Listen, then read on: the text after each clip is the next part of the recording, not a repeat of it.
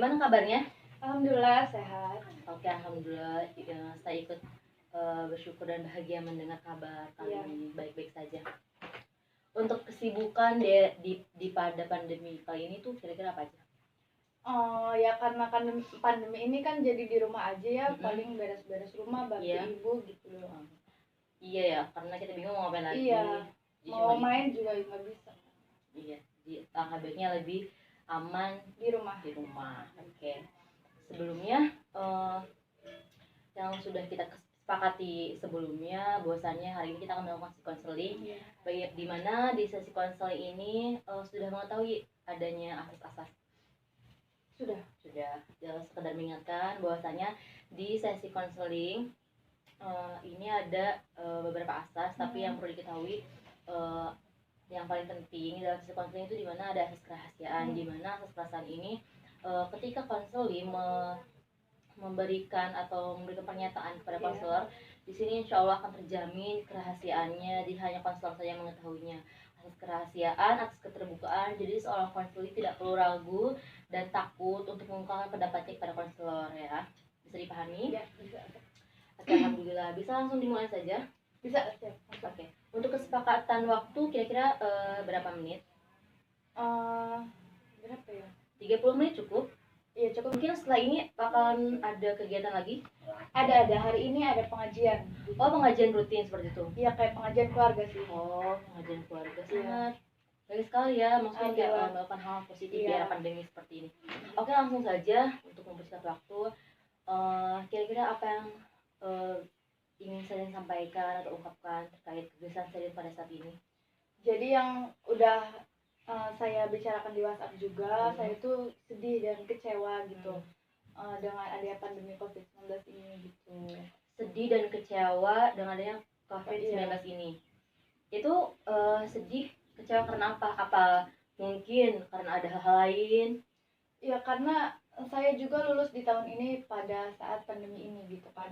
Jadi karena adanya pandemi ini saya gagal dari SNPTN, terus nilai tidak ada UN gitu kan, nilainya cuma murni dari nilai rapot juga gitu. Oh gitu. Iya, sebelumnya saya ikut merasakan apa yang saya rasakan terkait pandemi ini. Bukan hanya Sherin dan saya, melainkan seluruh dunia ini merasakan hal serupa, yaitu sedih karena dengan adanya ini kegiatan dan aktivitas yang semestinya kita lakukan itu terhambat dan melakukan kesenjangan seperti itu, kayak social distancing kayak gitu kan. Terus semua kerjaan jadinya WFH seperti itu. Dan berubah, semua sistem pun berubah gitu dari. Jadi adanya perubahan juga pada sistem pendidikan saat ini. Iya gitu, banyak yang berubah dari sekolah juga karena pandemi ini gitu. Kira-kira sistem yang berubah dalam sekolah itu apa ya? Yang saya rasakan. Pertama dari UN sekarang dihilangkan. Jadi murni nilai dari rapot, dan karena saya SMK kan kejuruan, jadi UKOM pun tidak ada gitu. Jadi sangat adanya beberapa perbedaan dari pandemi kali ini dan berimbas kepada proses pembelajaran juga dan penentuan nilai akhir, yaitu nilai ujian nasional. Oke. Sekarang jadi bisa saya ulangi atau saya klarifikasi terkait yang sudah saya sampaikan di sini. Saya merasakan kayak gelisah, sedih kayak gitu terkait pandemi COVID-19 ini, dan juga adanya perbedaan sistem pendidikan, yaitu dihapusnya UN seperti itu, tidak adanya UKOM, dan asli murni nilai akhir sekolah itu diambil dari nilai rapot, bukan dari ujian nasional. Seperti itu. Oke, baik. Selanjutnya apalagi yang mungkin ingin disampaikan lebih jauh terkait kegiatan saya saat ini? Yang kedua itu, setelah lulus saya kan ingin melanjutkan ke perguruan tinggi gitu kan, demi masa depan saya juga, tapi ternyata saya gagal dari SMP. Jadi saya sedih karena tidak bisa melanjutkan kuliah melalui jalur SNPTN seperti itu. Sedih. Jadi sedihnya itu karena apa? Ya karena saya tuh merasa gagal gitu, padahal udah banyak yang saya usahakan untuk jalur SNPTN ini. Nah, udah banyak yang saya usahakan. Kira-kira saya pengen tahu apa sih yang sudah saya usahakan untuk dapat masuk perguruan tinggi melalui jalur SNPTN tersebut? Pertama, saya udah belajar sebisa mungkin untuk SNMPTN ini udah les juga, udah ngambil mata pelajaran tambahan juga di sekolah. Seperti itu. Iya. Lalu Dan karena ini nilainya murni dari rapot, karena tidak ada nilai tambahan dari UN ataupun UKOM gitu, mungkin di situ udah ya nilai rapot saya yang pas-pasan atau yang mungkin belajar saya yang kurang gitu, tapi saya udah usahakan untuk semuanya. Saya ikut apresiasi terkait beberapa usaha yang sudah saya lakukan, ikut tes, ikut belajar tambahan mengenai maksudnya kayak tes untuk masuk perguruan tinggi tersebut.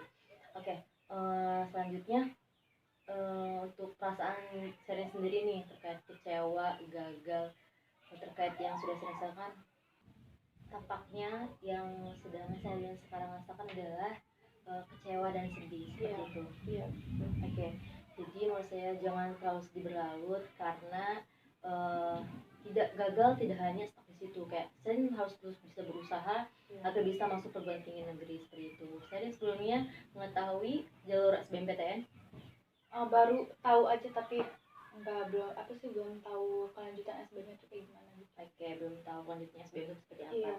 Jadi sini saya akan memberikan informasi terkait SBMPTN. Jadi saya tidak perlu kecewa dan sedih lagi karena insya Allah nanti setelah 2 bulan setelah jalur SNMPTN ini pengumuman SBMPTN, nanti bakal ada jalur SBMPTN, di mana nanti di jalur SBMPTN ini Sherin akan melakukan tes berupa soal seperti itu. Iya, jadi nanti selanjutnya ketika saya sudah daftar SBM, nanti saya akan mengisi beberapa soal, ada sosum, saintek seperti itu. Nanti saya bisa belajar lebih giat lagi. Jadi saya tidak perlu patah semangat, tidak perlu sedih, karena akan ada lagi gitu sesi atau jalur selanjutnya. Selain SBM juga ada jalur umum SMMPTN ya. Nanti kalau untuk SMMPTN ini dibukanya sesi terakhir, jadi gelombang ketiga seperti itu Sherin. Nanti ketika udah ini informasi tersebut sudah ada, nanti akan ibu konfirmasi kepada Sherin ya terkait jalur atau pendaftarannya seperti apa sih gitu. Bisa dipahami? Ya, bisa. Jadi kalau ada pertanyaan langsung ke ibu aja nanti gitu ya. Iya, nanti bisa hubungi saya ya. Terus untuk pandemi ini jadi Sherin tidak perlu khawatir lagi karena memang seluruh dunia itu sangat risau terkait ini, entah ini kapan berakhirnya. Yang terpenting adalah kita harus tetap stay safe di rumah, jangan kemana-mana. Kalau misalkan ada keperluan itu harus benar-benar sangat penting dan tetap menjalankan protokol kesehatan seperti social distancing, kayak gitu, menggunakan masker seperti itu ya. Sherin bisa dipahami? Oke, untuk sampai sini ada yang kurang paham? Alhamdulillah udah paham semua, cuman nanti tinggal saya tanyakan tentang jalur SBMPTN atau SMMPTN. Iya, sampai sini perasaan Sherin bagaimana? Apa sudah merasa tenang atau masih ada kegelisahan? Alhamdulillah udah sedikit tenang dan lega gitu, karena masih banyak hal yang bisa saya kerjakan walaupun saya udah gagal dalam satu hal kayak jalur SNMPTN ini, tapi masih ada jalan-jalan yang lain. Oke, alhamdulillah seperti itu. Jika Sherin sudah merasa tenang dan lebih baik dari sebelumnya, saya ucapkan alhamdulillah, benar bersyukur. Jadi saya tidak perlu canggung lagi untuk bercerita dan bertanya terkait nanti bila mana masih ada kegelisahan atau keraguan dalam diri Sherin kepada saya. Bisa dipahami? Iya. Oke, untuk tindakan selanjutnya nih setelah melakukan sesi konseling ini, bila mana nanti ada yang ingin ditanyakan atau diceritakan, Sherin bisa datang ke saya 2 minggu ke depan. Bisa? Ya, bisa. Oke. Mungkin kesimpulan dari seluruhnya adalah saya ulangi, Sherin tidak perlu khawatir, sedih dan kecewa lagi karena memang nanti setelah jalur SNMPTN ada SBM, jadi tetap semangat untuk belajarnya ya, untuk mengikuti les, dan jangan patah semangat sampai sini, dan tetap di rumah aja stay safe ya, jangan melakukan hal yang tidak diperbolehkan. Jadi kita harus tetap mengacu pada aturan pemerintah. Bisa dipahami? Iya. Oke, terima kasih. Terima kasih juga.